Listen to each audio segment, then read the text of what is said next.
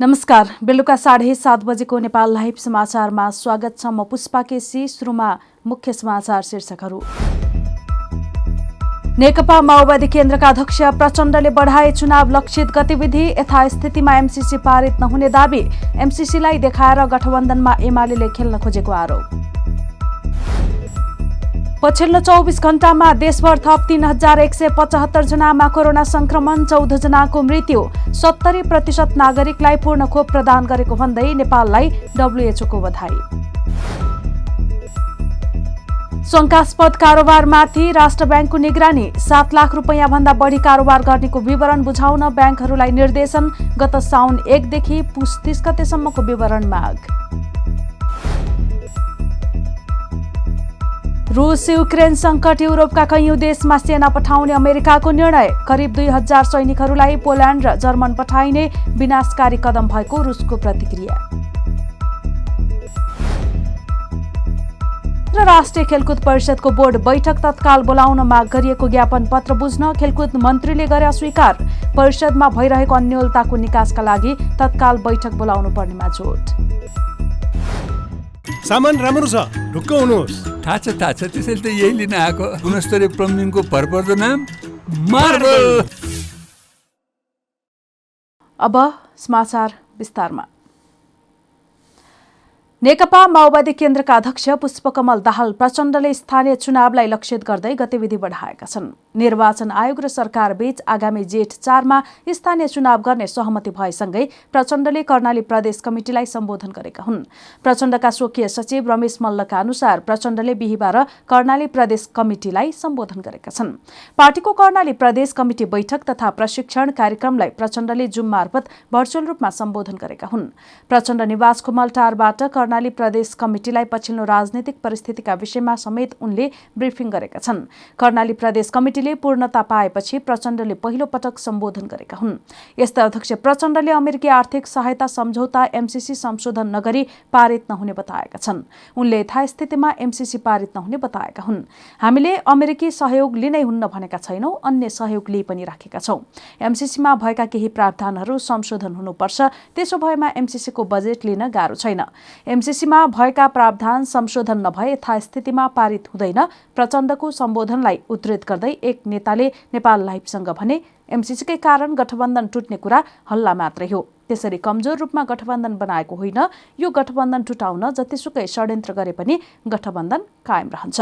प्रमुख प्रतिपक्षी दल नेकपा एमाले एमसीसीलाई देखाएर गठबन्धनमा खेल्न खोजेको पनि प्रचण्डले आरोप लगाएका छन्। स्थानीय निर्वाचन जेठमा हुने उल्लेख गर्दै प्रचण्डले पार्टीलाई गाउँ केन्द्रित बनाउनु पर्ने बताएका हुन्। डाक्टर गोविन्द केसीले प्राथमिक स्वास्थ्य केन्द्र र अस्पतालहरूको नेतृत्व चिकित्सकलाई दिनुपर्ने माग गरेका छन्। उनले गैर चिकित्सक नभई करारकै भए पनि चिकित्सकहरूको नेतृत्व दिने व्यवस्था गर्न माग गरेका छन्। बिहीबार स्वास्थ्य मन्त्री विरोध खतिवड़ालाई 7 बुँदे मागपत्र बुझाउँदै केसीले यस्तो माग गरेका हुन्। केसीले स्वास्थ्य विज्ञान प्रतिष्ठान सम्बन्धी छाता ऐन जारी गर्न, विभिन्न स्वास्थ्य विज्ञान प्रतिष्ठानमा जनशक्तिको अभाव पूर्ति गर्न माग गरेका छन्। नोभेल मेडिकल कलेज र काठमाडौँ मेडिकल कलेजमा चिकित्सा शास्त्रका विद्यार्थीसँग अवैध रूपमा अतिरिक्त रकम माग गरिएको भन्दै केसीले मेडिकल कलेज सञ्चालकलाई कारबाही गर्न माग गरेका छन्। आन्दोलनरत विद्यार्थीहरूको भविष्य अहिले पनि अन्योलमा छ। चिकित्सा शिक्षा आयोग र विश्वविद्यालयको निर्देशनका बावजुद अवैध असुलीको प्रयास र विद्यार्थीहरूको गुण्डागर्दी अझै जारी भएकाले त्यसलाई तत्काल रोकी दोषी मेडिकल कलेज सञ्चालकहरूमाथि कडा कारबाही गरियोस्, केसीले भनेका छन्। उनले यसअघि प्रधानमन्त्रीले आफूसँग गरेका प्रतिबद्धता कार्यान्वयन गर्न पनि माग गरेका छन्। डाक्टर केसीले देशभर पूर्वाधार र पर्याप्त जनशक्ति बिना नै निजी स्वास्थ्य संस्था खुल्ने क्रम बढेको, यसबाट बिरामी ठगिने, रोग बल्झिने र बिरामीको मृत्यु हुने सम्मको अवस्था रहेको बताएका छन्। पछिल्लो 24 घण्टामा देशभर 3175 जनामा कोरोना भाइरस संक्रमण पुष्टि भएको छ। 12605 जनाको कोरोना परीक्षण गर्दा पीसीआर विधिबाट 2742 जना तथा एन्टिजेनबाट 433 जनामा संक्रमण पुष्टि भएको हो।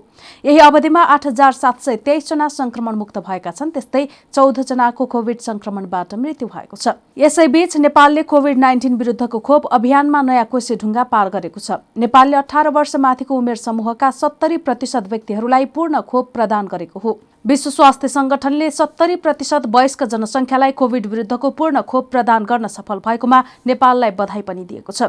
70% जनसङ्ख्यालाई कोभिड विरुद्धको पूर्ण खोप लगाउन सफल भएकोमा नेपाललाई बधाई। यो नेपाल तथा सहयोगी निकायको ठूलो सफलता हो। एकजुट भई सहकार्य गरे जे पनि सम्भव हुने यसले साबित गरेको छ। WHO नेपालले ट्विटर मार्फत बधाई दिँदै भनेको छ, नेपाल सरकारले चैत मसान्तसम्म 18 वर्षमाथिका 100% नागरिकलाई पूर्ण खोप लगाइसक्ने लक्ष्यसहित देशभर खोप अभियान चलाइरहेको छ। नेकपा एमालेका सचिव टोपबहादुर रायमाझीले नेपाली कांग्रेसले सभामुखलाई हटाउन महाभियोगको प्रस्ताव ल्याए सहयोग गर्न तयार रहेको बताएका छन्। बिहिबार काठमाडौँमा आयोजित एक कार्यक्रममा बोल्दै सचिव रायमाझीले कांग्रेसले सभामुख अग्निप्रसाद सापकोटालाई हटाउन महाभियोगको प्रस्ताव ल्याए एमाले सहयोग गर्ने बताएका हुन्। उनले सभामुख विधिसम्मत र देशको कानूनसम्मत तरिकाले नचलेको भन्दै यसबारेमा पार्टीमा थप छलफल गरेर अघि बढ्ने बताए। सचिव रायमाझीले एमसीसीको बारेमा सत्ता गठबन्धनले निर्णय लिएपछि मात्रै एमाले आफ्नो धारणा प्रष्ट पार्ने उल्लेख गरे। एमसीसीको विषयमा एमसीसी अहिले हामी सरकारमा छैनौँ, प्रतिपक्षमा छौँ। अब त्यो सरकारी पार्टीहरूले त्यो महागठबन्धनले के गर्छ त्यो कुरा टुङ्न नलाग्दासम्म हामीले भनेर त हाम्रो त अहिले त सरकारमा छैनौँ। त्यतिखेर हामीले सोच्छौँ सरकारले आफ्नो पोजिसन क्लियर गरोस्, त्यति बेला हाम्रो पार्टी निर्णय गर्छ। सरकारले आफ्नो पोजिसन क्लियर गरेपछि प्रतिपक्षले बल्ल क्लियर गर्छ। सचिव रायमाझीले सत्ता महागठबन्धन लोभी पापीहरूको झुण्ड भएको र संसदको काम कारबाहीलाई चलाउन सभामुखलाई हटाउँदा राम्रो हुने धारणा समेत राखे। उनले सत्ता गठबन्धनले स्थानीय चुनाव हार्ने डरले निर्वाचनको मिति सार्न खोजिरहेको आरोप समेत लगाएका छन्। सचिव रायमाझीले नेकपा एमालेलाई तत्काल कुनै पार्टीसँग गठबन्धन गर्नुपर्ने आवश्यकता नरहेको भन्दै पार्टीले आगामी निर्वाचनमा एक्लै आफ्ना एजेन्डा लिएर जनता सामु जाने उल्लेख गरेका छन्।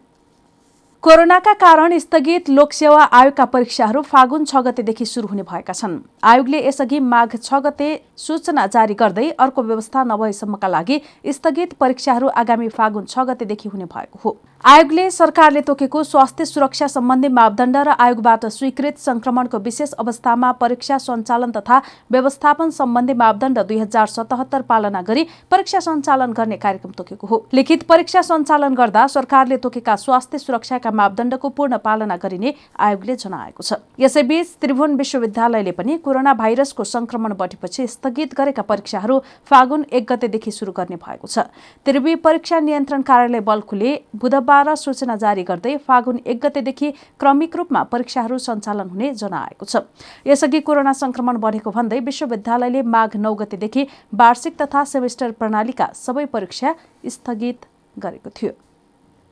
नेपाल राष्ट्र ब्याङ्कले शंकास्पद कारोबार गर्नेलाई निगरानी गर्न थालेको छ। राष्ट्र ब्याङ्कले 7 लाख रुपैयाँ भन्दा माथिको नगद कारोबारको अनुसन्धान थालेको जनाएको छ। अहिलेको व्यवस्था अनुसार ब्याङ्क तथा वित्तीय संस्थाबाट 10 लाखदेखि माथि नगद निकाल्न पाइँदैन। पछिल्लो दिन नगद सहित मान्छे पक्राउ पर्ने, नगदको शंकास्पद कारोबार बढ्नुका साथै हुण्डी, क्रिप्टोको आन्तरिक भुक्तानी लगायतमा पनि नगद प्रयोग बढेको भन्ने विश्लेषणका आधारमा राष्ट्र ब्याङ्कले कडाई गरेको हो। राष्ट्र ब्याङ्कको ब्याङ्क सुपरिवेक्षण विभाग अन्तर्गतको सम्पत्ति शुद्धिकरण अनुगमन इकाइले सबै वाणिज्य ब्याङ्कका प्रमुख कार्यकारीहरूलाई पत्र लेख्दै माघ 24 गतेदेखि प्रति कारोबार 7 लाख र त्योभन्दा बढेको नगद कारोबारको विवरण बुझाउन आग्रह गरेको छ। राष्ट्र ब्याङ्कले गएको साउन 1 देखि पुस 30 गतेसम्मको विवरण माग गरेको हो। हामी नेपाल लाइभ समाचारमा छौं। अब अन्तर्राष्ट्रिय समाचार।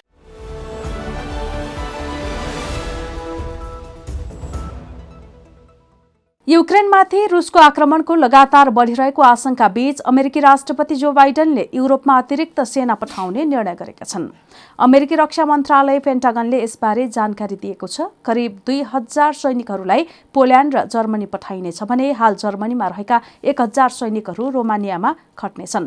उक्त अमेरिकी निर्णयलाई रुसले विनाशकारी कदम भनेको छ। मस्कोले युक्रेनमाथि हमला गर्ने आफ्नो योजना नभएको जनाएको छ, तर उसले युक्रेनी सीमा नजिकै करिब 1 लाख हतियारधारी सैनिकहरू तैनात गरेको छ। रुसले युक्रेनको दक्षिणी क्राइमिया प्रायद्वीपलाई आफ्नो नियन्त्रणमा लिएको र पूर्वी डोनबास क्षेत्रको रक्तपातपूर्ण विद्रोहलाई समर्थन गरेको झण्डै 8 वर्षपछि तनाव पुनः चर्केको हो। मस्कोले युक्रेन सरकारलाई पूर्वी क्षेत्रमा शान्ति पुनर्स्थापनाका लागि अन्तर्राष्ट्रिय सम्झौताहरू लागू गर्न असफल भएको आरोप लगाएको छ। त्यस क्षेत्रमा हालसम्म कम्तीमा 14,000 मानिसको ज्यान गइसकेको छ र रुस समर्थित विद्रोहीहरूले अधिकांश क्षेत्रहरू नियन्त्रण गरेका छन्। अहिले खटाइन लागेका अमेरिकी सैनिकहरूले युक्रेनमा लड्ने छैनन्, तर अमेरिकी साझेदारको रक्षा सुनिश्चित गर्न काम गर्नेछन्। गत महिना तयारी अवस्थामा राखेका 8,500 सैनिकहरू बाहेक नै अमेरिकाले यी थप सेनाहरू युरोप पठाउन लागेको पेन्टागनले जनाएको छ। नेपाल लाइभ समाचारमा अब खेल समाचार।